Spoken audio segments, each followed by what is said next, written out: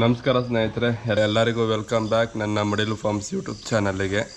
ಇವತ್ತೇನಪ್ಪ ವಿಚಾರ ಅಂದರೆ, ಯೂಶ್ವಲಿ ಗೊತ್ತಿರ್ಬೋದು ಡಿವಾರ್ಮಿಂಗ್ ಬಗ್ಗೆ ಆಗಲಿ ಎಲ್ಲದ್ರ ಬಗ್ಗೆ ತಿಳಿಸ್ಕೊಟ್ಟಿದ್ದೀನಿ. ಏನಪ್ಪ ವಿಚಾರ ಅಂದರೆ, ಎಲ್ಲರಿಗೂ ಒಂದು ಶಾರ್ಟ್ ಟರ್ಮ್ ಮಾಡೋರ್ಗಾಗಲಿ ಲಾಂಗ್ ಟರ್ಮ್ ಮಾಡೋರ್ಗಾಗಲಿ ಮೇಯ್ನು ಒಂದು ವಿಚಾರ ತಲೆಯಲ್ಲಿ ಯಾವಾಗಲೂ ಇರುತ್ತೆ. ಮರಿ ಬೀಜ ಹೊಡ್ಸಿದ್ರೆ ದಪ್ಪ ಆಗುತ್ತಾ, ಇಲ್ಲ ಬೀಜ ಹೊಡ್ಸಿಲ್ಲ ಅಂದರೂ ನಡೆಯುತ್ತಾ, ಏನು ಡಿಫ್ರೆನ್ಸು ಅಂತ ಎಲ್ಲರಿಗೂ ತುಂಬ ಡೌಟ್ ಇರುತ್ತೆ. ಅದ್ರ ಬಗ್ಗೆ ಇವತ್ತು ನಾನು ಕ್ಲಾರಿಟಿಯಾಗಿ ನನಗೆ ಗೊತ್ತಿರೋಷ್ಟು ಇನ್ಫಾರ್ಮೇಷನ್ನ ಕೊಡ್ತೀನಿ. ಅದಕ್ಕಿಂತ ಮುಂಚೆ ನಮ್ಮ ಫಾರ್ಮ್ ರೋಟೀನ್ ಏನೇನಿದೆ ಎಲ್ಲ ತೋರಿಸ್ತೀನಿ ಬನ್ನಿ. ಹಸುಗಳು ನಮ್ಮ ಊರುಗಳೆಲ್ಲ ಇಲ್ಲಿ ಕಟ್ಟಿದ್ದೀವಿ. ನಿಮಗೆ ಗೊತ್ತಿರ್ಬೋದು, 2 ಗಬ್ಬದಾಡು ಅಂತೇಳಿ ಒಂದೆರಡು ಇಲ್ಲಿ ಕಟ್ತಾ ಇದೆ. ಅದರಲ್ಲಿ ಒಂದು ಮರಿ ಹಾಕಿದೆ, ನೋಡ್ಬೋದು ಸಿಂಗಲ್ ಮರಿ ಫೀಮೇಲ್ ಹಾಕಿದೆ. ಹಂಗಾಗಿ ಅದನ್ನು ಸ್ವಲ್ಪ ನಾವು ಜಾಲರಿಯಲ್ಲಿ ಕೂಡ ಹಾಕ್ತೀವಿ. ಏನಕ್ಕೆ ಅಂತ ಅಂದರೆ, ಈಗ ಪದೇ ಪದೇ ಹೋಗಿ ಈಗ ಒಂದೊಂದು ಆಡಲ್ಲಿ ಜಾಸ್ತಿ ಹಾಲು ಬರುತ್ತೆ, ಒಂದೊಂದು ಆಡಲ್ಲಿ ಕಮ್ಮಿ ಹಾಲು ಬರುತ್ತೆ. ಹಾಲು ಜಾಸ್ತಿ ಬರೋ ಆಡಲ್ಲಿ ಏನು ಪ್ರಾಬ್ಲಮ್ ಆಗುತ್ತೆ ಅಂದರೆ, ಮರಿ ಹೋಗಿ ಆಸೆಯಲ್ಲಿ ಕುಡಿತಾನೆ ಇರುತ್ತೆ. ಕುಡಿದಾಗ ಹೊಟ್ಟೆ ಉಬ್ರಿಸ್ಕೊಂಡು ಮರಿ ಡೆತ್ ಆಗೋ ಚಾನ್ಸಸ್ ಜಾಸ್ತಿ ಇರುತ್ತೆ. ಹಾಗಾಗಿ ನಾವು ಜಾಲರಿಯಲ್ಲಿ ಕೂಡಾಕಿ ಬೆಳಗ್ಗೆ ಒಂದು ಸರಿ ಕುಡಿಸ್ಬಿಟ್ಟು ಕೂಡ ಹಾಕಿದ್ರೆ, ಮತ್ತೆ ಇನ್ನೊಂದು ಸರಿ ಕುಡಿಸ್ಬಿಟ್ಟು ಒಂದು 11 ಗಂಟೆ ಹಂಗೆ ಒಂದು 4-5 ಶಿಫ್ಟ್ ಟೈಪು ಇದು ಮಾಡ್ಕೋತೀವಿ. ನೈಟ್ ಅಂತೂ ತಾಯಿ ಜೊತೆ ಬಿಡೋದಿಲ್ಲ, ಸಪ್ರೇಟಾಗಿ ಕೇಜಲ್ಲೇ ಬಿಡ್ತೀವಿ.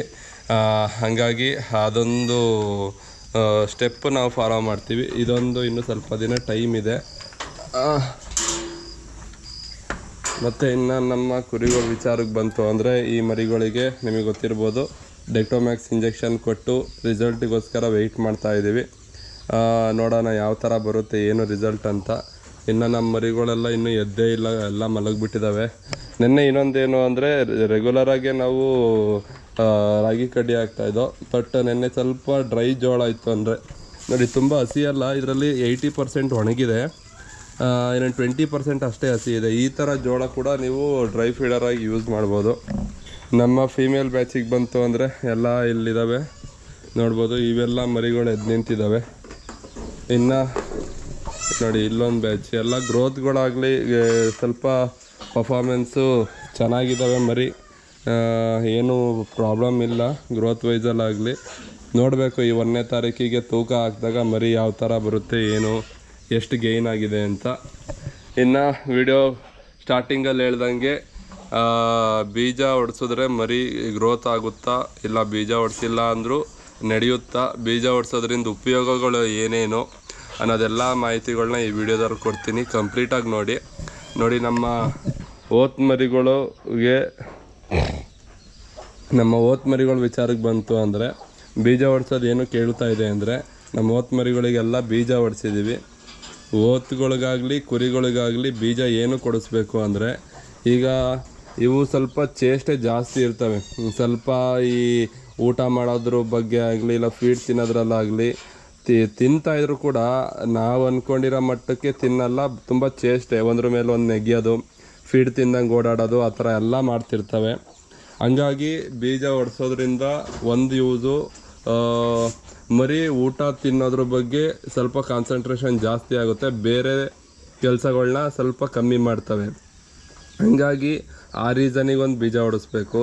ಮತ್ತು ಇನ್ನೊಂದು ರೀಸನ್ ಏನು ಅಂದರೆ, ಈಗ ಬೀಜ ಹೊಡ್ಸೋದ್ರಿಂದ ಮರಿ ಸ್ವಲ್ಪ ತಾಳ್ಮೆ, ಅಂದರೆ ಅಗ್ರೆಸಿವ್ ಇರೋದಿಲ್ಲ. ಈ ಏನು ಬೇಕು ಅದನ್ನು ಮಾಡೋದು, ಗುದ್ದಕ್ಕೆ ಹೋಗೋದು, ಅದು ಕೂಡ ಕಮ್ಮಿ ಆಗುತ್ತೆ ನಿಮಗೆ ಬೀಜ ಹೊಡ್ಸೋದ್ರಿಂದ. ಮೇಯ್ನ್ ಅಂದರೆ ಡೆವಲಪ್ಮೆಂಟಿಗೆ ಬರುತ್ತೆ. ಬೀಜ ಹೊಡಿಸ್ದಾಗ ಆಟೋಮೆಟಿಕ್ ಮರಿ ಫೀಡ್ ತಿನ್ನೋಕ್ಕಂತ ಕಾನ್ಸಂಟ್ರೇಷನ್ ಕೊಡೋಕೆ ಹೋದಾಗ ಆಟೋಮೆಟಿಕ್ ಮರಿ ಡೆವಲಪ್ ಆಗೇ ಆಗುತ್ತೆ. ಮತ್ತು ನೋಡಿ, ಇದೊಂದನ್ನ ಬಿಟ್ಟಿದ್ದೀವಿ ಬೀಜನ. ನೋಡಿ, ಇದೇ ಥರ ಚೇಷ್ಟೆಗಳು ಆಡೋದಿವು, ತಿನ್ನೋದು ಬದಲು ಮಿಕ್ಕಿದ ಎಲ್ಲ ಕೆಲಸಗಳ್ನೂ ಮಾಡೋಕೆ ಹೋಯ್ತವೆ. ಬಟ್ ಕುರಿಗಳಲ್ಲಿ ಈ ಕಾನ್ಸೆಪ್ಟ್ ಬರೋದಿಲ್ಲ. ಕುರಿಗಳಲ್ಲಿ ಏನು ಅಂದರೆ, ಲಾಂಗ್ ಟರ್ಮ್ ಮಾಡ್ತಾರಲ್ಲ ಅವರಿಗಷ್ಟೇ ಬೀಜ ಹೊಡ್ಸೋದು ನೆಸೆಸಿಟಿ ಇರುತ್ತೆ. ಏನಕ್ಕೆ ಅಂದರೆ, ಶಾರ್ಟ್ ಟರ್ಮ್ ಮಾಡೋದೇ ನಾವು 3 ತಿಂಗಳಲ್ಲಿ ಈಗ ಬೀಜ ಹೊಡ್ಸಿದ್ರೆ 15 ದಿನ ನಾವು ಏನು ಫೀಡು ಅಷ್ಟು ಮ್ಯಾನೇಜ್ಮೆಂಟ್ ಮಾಡೋಕ್ಕಾಗಲ್ಲ, ಕೊಡಬಾರ್ದು ಅಂತ ಹೇಳ್ತಾರೆ. ಫೀಡ್ ಕೊಟ್ಟು 15 ದಿನ ಕೊಟ್ಟಿಲ್ಲ ಅಂದರೆ ಅಲ್ಲಿ ನಮ್ಗೆ 15 ದಿನ ಮರಿ ಡೆಡ್ ಇನ್ವೆಸ್ಟ್ ಆಗಿ ನಾವು ಟೈಮ್ನ ಸ್ಪೆಂಡ್ ಮಾಡಬೇಕಾಗುತ್ತೆ. ಅದ್ರ ಮುಂದೆ ಬರೀ ಮೇವು ಹಾಕ್ಕೊಂಡು ಏನು ಡೆವಲಪ್ಮೆಂಟ್ ಬರಲ್ಲ, ಮರಿ ಪ್ಲಸ್ ವೀಕ್ ಆಗುತ್ತೆ.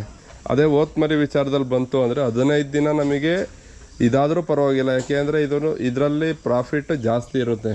ಅದಕ್ಕೆ ಹೋಲಿಸ್ಕೊಂಡ್ರೆ ಅದು 600 ರೂಪಾಯಿ ಕೆ ಜಿ ಮಟನ್ ಆಯಿತು ಅಂದರೆ ಇದು 700 ರೂಪಾಯಿ ಕೆ ಜಿ ಮಟನ್ ಇರುತ್ತೆ. ಹಂಗಾಗಿ 15 ದಿನ ನಮಗೆ ವೇಸ್ಟ್ ಆಗಲಿ. ಬಟ್ ಇನ್ನು ಬ್ಯಾಲೆನ್ಸ್ 2 ತಿಂಗಳಿರುತ್ತಲ್ಲ, 1 ತಿಂಗಳು 2 ತಿಂಗಳು, ಇದು ಎಲ್ಲ ಅದ್ರ ಟೈಪೇ 3 ತಿಂಗಳು ಮಾಡೋಕ್ಕಾಗಲ್ಲ. ಇದು 4 ತಿಂಗಳು ಮಾಡಬೇಕು. ಯಾಕೆಂದರೆ 15 ದಿನ ಬೀಜ ಹೊಡೆಸ್ದಾಗ 15 ದಿನ ನಮಗೆ ಅಲ್ಲೇ ಟೈಮು ಪಾಸ್ ಆಗೋದ್ರಿಂದ ಅಲ್ಲಿ ಇನ್ನು 15 ದಿನ ನಾವು ಆ್ಯಡ್ ಮಾಡ್ಕೊಳಕ್ಕೆ ಹೋದರೆ 3 ತಿಂಗಳಾಗೋದಿಲ್ಲ, 4 ತಿಂಗಳಾಗುತ್ತೆ.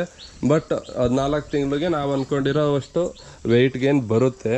ಹಂಗಾಗಿ ಬೀಜ ಹೊಡ್ಸೋದ್ರಿಂದ ಮರಿ ಊಟ ಮಾಡೋದಾಗಲಿ, ಇಲ್ಲ ಚೇಷ್ಟೆಗಳಾಗಲಿ, ಇಲ್ಲ ಅಂದರೆ ವೆಯ್ಟ್ ಗೇನ್ ಆಗೋದಾಗಲಿ ತುಂಬ ಹೆಲ್ಪ್ ಆಗುತ್ತೆ. ಹಂಗಾಗಿ ಬೀಜ ಹೊಡಿಸ್ಬೇಕು. ಬಟ್ ಬೀಜನ ಯಾವ ಟೈಮಲ್ಲಿ ಹೊಡಿಸ್ಬೇಕು ಏನು ಅಂದರೆ, ಈಗ ಸುಮಾರು ಜನ ಏನು ಮಾಡ್ತಾರೆ,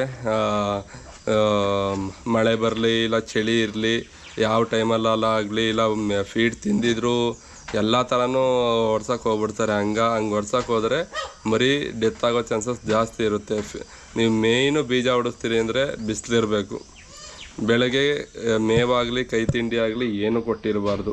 ಮತ್ತು ವೆದರು ಸ್ವಲ್ಪ ಹೀಟಲ್ಲಿದ್ದಾಗಲೇ ಬೀಜ ಹೊಡಿಸ್ಬೇಕು.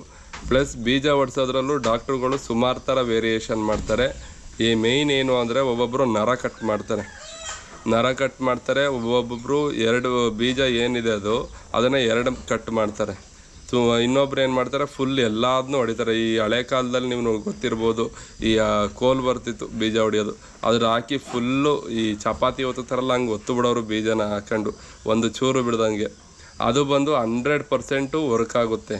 ನಿನ್ನ ಡಾಕ್ಟ್ರು ಏನು ಕಟ್ ಮಾಡ್ತಾರೆ ನರಗಳು, ಅದು ಯಾವುದೇ ಕಾರಣಕ್ಕೂ ನಿಮಗೆ ಏನೊಂದು 50% ಬೀಜ ಕರಗಿರುತ್ತೆ ಅಷ್ಟೇ. ಅದ್ರ ಚೇಷ್ಟೆಗಳು ಅಂತೂ ಬಿಡೋದಿಲ್ಲ.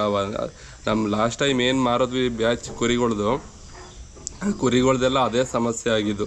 ಅದು ತಿಂತಿದ್ದು, ಬಟ್ ಆ ಚೇಷ್ಟೆ ಆಡ್ಕೊಂಡೆ ಆಲ್ಮೋಸ್ಟ್ ನಾವೇನು ಫೀಡ್ ಆಗ್ತಿದ್ವಿ ಅದ್ರ ಎನರ್ಜಿ ಎಲ್ಲ ಕಳ್ಕೊಂತಿತ್ತು. ಬೀಜ ಹೊಡ್ಸಿದ್ರೆ ಕಂಪ್ಲೀಟಾಗಿ ಅದೇನು ಬೀಜ ಇದ್ದಾವೆ ಅದನ್ನು 3ರಿಂದ 4 ಪೀಸ್ ಅಂತೂ ಮಾಡಲೇಬೇಕು. ಆವಾಗಲೇ ಕಂಪ್ಲೀಟಾಗಿ ಬೀಜ ಕರಗುತ್ತೆ ಮತ್ತು ಅದು ಕ್ಲೀನಾಗೆ ಬೇಗ ರಿಕವರಿ ಆಗುತ್ತೆ. ಈ ಅರ್ಧ ಬೀಜ ಆಗೋದು, ಒಂಟಿ ಬೀಜ ಆಗೋದು, ಇಲ್ಲ ಕಿರುಬೀಜ ಉಳ್ಕೊಳ್ಳೋದು, ಆ ಥರ ಸುಮಾರು ಸಮಸ್ಯೆಗಳಾಗುತ್ತೆ. ಬಟ್ ಬೀಜ ಹೊಡೆಯೋದ್ರಲ್ಲಿ ನಿಮ್ಮ ಹಳ್ಳಿ ಕಡೆ ಯಾರಾದರೂ ಬೀಜ ಹೊಡೆಯೋ ಕೋಲಲ್ಲಿ ಏನಾದ್ರು ಹೊಡೆಯೋದಿದ್ರೆ ಅದರಲ್ಲಿ ಹೊಡೆಸಿ. ಇಲ್ಲ ಅಂದರೆ ನೀವು ಮಿಷಿನಲ್ಲಿ ಡಾಕ್ಟ್ರು ಹೊಡಿತಾರೆ, ಇಲ್ಲಿ ನಮಗೆ ಆ ಥರ ಹೊಡೆಯೋಕ್ಕೆ ಫೆಸಿಲಿಟಿ ಇಲ್ಲ ಅಂತ ಹೇಳಿದ್ರೆ ನೀವು ಆರಾಮಾಗಿ ಬೀಜ ಏನಿದೆ ಅದನ್ನು ಈಗ ನೋಡ್ಬೋದು, ಇಲ್ಲಿ ಏನಲ್ಲಿ ಕಾಣ್ತಿದೆಯಲ್ಲ ಅದನ್ನು 3ರಿಂದ 4 ಪೀಸ್ ಮಾಡಿಸಿ, ಒಂದೊಂದನ್ನು ಸಪ್ರೇಟ್ ಇಟ್ಕೊಂಡು, ಆವಾಗ ನಿಮಗೆ ಕ್ಲೀನಾಗಿ ರಿಸಲ್ಟ್ ಬರುತ್ತೆ. ಅದ್ರ ಜೊತೆಗೆ ಏನು ಮಾಡಬೇಕು ಅಂದರೆ, ಪೇಯ್ನ್ ಕಿಲ್ಲರ್ ಒಂದು ಇಂಜೆಕ್ಷನ್ ಕೊಟ್ಕೊಳ್ಳಿ. ಒಂದು ಮರಿಗೆ 1.5 ml ಅಷ್ಟು ಮೆಲಾಕ್ಸಿಕ್ಯಾಮು, ಇಲ್ಲ ಅಂದರೆ ಯಾವುದಾದ್ರೂ ಕೊಡ್ಬೋದು. ಮೆಗ್ಲುಡೈನು ಬೇಕಾಗಲ್ಲ, ಮೆಲಾಕ್ಸಿಕಾಮ್ ಕೊಟ್ಟರೆ ಸಾಕು ನಿಮ್ಮ ಮರಿ ಏನು ವೆಯ್ಟ್ ಇದೆ ಅದಕ್ಕಿಂತ.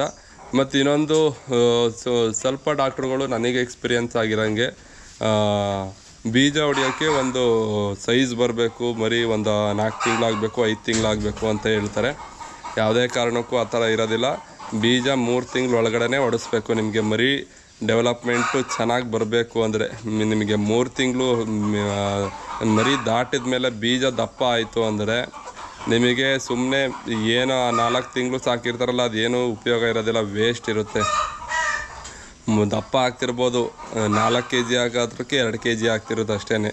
ಹಂಗಾಗಿ ಬೀಜ ಹೊಡಿಸ್ಬೇಕು ಅಂದರೆ ಅದು ಸಣ್ಣದೇ ಆಗಿರಲಿ ದಪ್ಪದೇ ಆಗಿರಲಿ ಮಿನಿಮಮ್ಮು 3 ತಿಂಗಳು, ಅದೆಷ್ಟೇ ಆದರೂ ಸೈಜ್ ಇರಲಿ, ಆ ಲೆಕ್ಕಾಚಾರದಲ್ಲಿ ನೀವು ಇಟ್ಕೊಂಡು 3 ತಿಂಗಳು ಇಂದ 3.5 ತಿಂಗಳು ಒಳಗಡೆ ಬೀಜ ಹೊಡಿಸ್ಬಿಡಿ.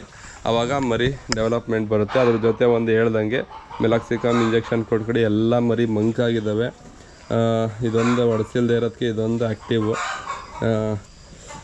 ಇದೊಂದು ವಿಚಾರ ನಿಮಗೆ ನನಗೆ ಗೊತ್ತಿರೋವಷ್ಟು ಕಂಪ್ಲೀಟ್ ಮಾಹಿತಿ ಕೊಟ್ಟಿದ್ದೀನಿ. ಇನ್ನೇನು ಪೇಯ್ನ್ ಕಿಲ್ಲರ್ದು ಇಂಜೆಕ್ಷನ್ ಆಗಲಿ, ಯಾವ ಥರ ಹೊಡಿಸ್ಬೇಕು, ಯಾವ ಟೈಮಲ್ಲಿ ಹೊಡಿಸ್ಬೇಕು, ಹೆಂಗೆ ಹೊಡಿಸ್ಬೇಕು ಎಲ್ಲದೂ ಹೇಳಿದ್ದೀನಿ.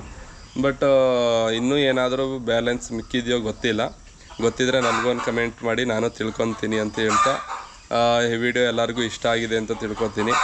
ನೆಕ್ಸ್ಟ್ ಯಾವುದ್ರ ಬಗ್ಗೆ ವಿಡಿಯೋ ಮಾಡಬೇಕು ಏನು ಅಂತ ಏನಾದರೂ ನಿಮಗೆ ಇಂಪಾರ್ಟೆಂಟ್ ಮ್ಯಾಟ್ರ್ ಬೇಕಿತ್ತು ಅಂದರೆ ಕಮೆಂಟ್ ಸೆಕ್ಷನಲ್ಲಿ ಕಮೆಂಟ್ ಹಾಕಿ ನಿಮಗೆ ಕಂಪ್ಲೀಟ್ ಮಾಹಿತಿ ತಿಳಿಸ್ಕೊಡ್ತೀನಿ.